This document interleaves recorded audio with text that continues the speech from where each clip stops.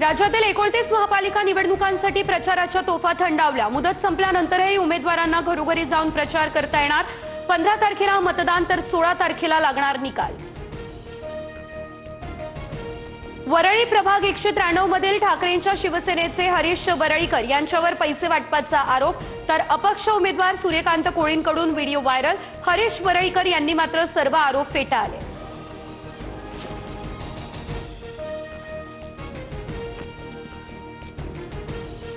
वाटत असते तर ते भाजपमध्ये असते। आदित्य ठाकरे यांची प्रतिक्रिया, सूर्यकांत कोळी यांच्यावरती अत्याचाराचे आरोप असल्यानं आम्ही तिकीट नाकारलं। आदित्य ठाकरे यांच्याकडून हे स्पष्ट।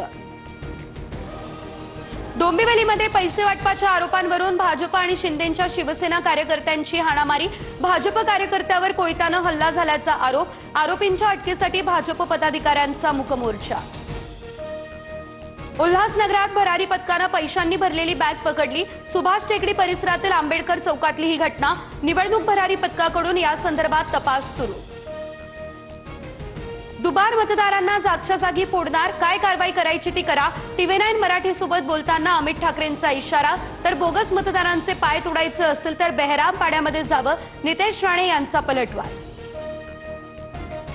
राज्यातील 12 जिल्हा परिषदा आणि 125 पंचायत समित्यांसाठी 5 फेब्रुवारीला मतदान तर 7 तारखेला निकाल। 50% आरक्षण मर्यादा ओलांडलेल्या स्थानिक स्वराज्य संस्थांमध्ये निवडणुका स्थगितच।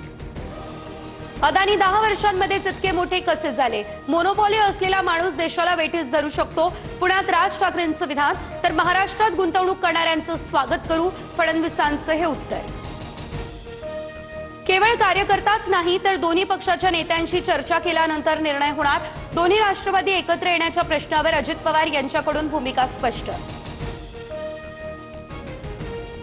अंबरनाथ नगर परिषदेबाहेर भाजप आणि शिंदेंच्या शिवसेनेचे कार्यकर्ते भिडले। उपनगराध्यक्ष पदाच्या निवडणुकीत भाजपच्या पराभवानंतर राडा, कार्यकर्त्यांकडून एकमेकांना धक्काबुक्की।